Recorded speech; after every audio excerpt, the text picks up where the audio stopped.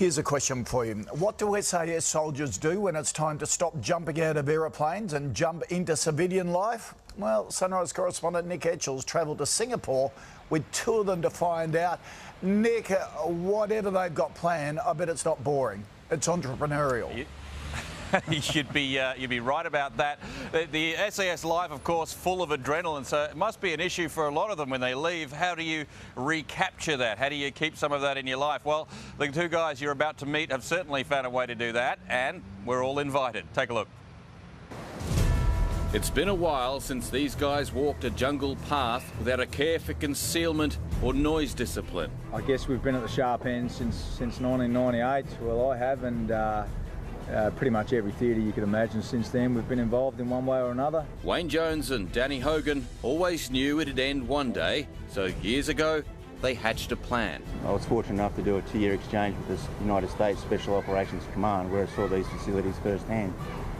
So from that point, myself and Wayne have made a priority to get this thing up and running. After SAS operations in Afghanistan, East Timor and Iraq, you might wonder if their first civilian operation could be a bit of a come down.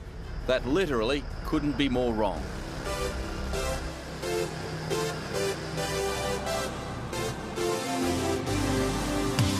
After years of planning, they formed their own company to build Australia's first and only modern indoor skydiving simulator.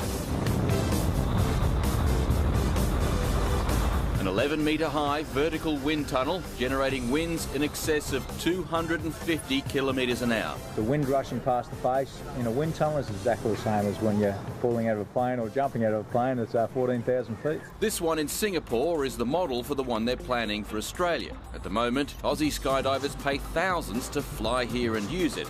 This guy and his mates popped over from Perth. In Australia, our special forces will use it to train too, hopefully with more success than this little tyke. George Bush Sr. flew in one of these a couple of years back, so there's an indication of the age bracket. The idea is that, unlike skydiving, it's accessible to just about anyone after a little instruction. Chin up, hands up, breathe. A flight suit, helmet and crazy goggles, and you're away. The only way is up, baby. Come fly with me, let's fly away. If you can use some exotic booze, there's a bar in far Bombay. It's a big leap for two former soldiers. This month they floated their company on the stock market, looking for investors to raise the $12 million needed to complete the project. But you know their motto, who dares wins. And when this guy tells you something, you believe it. We expect to have this facility operational by December 2013.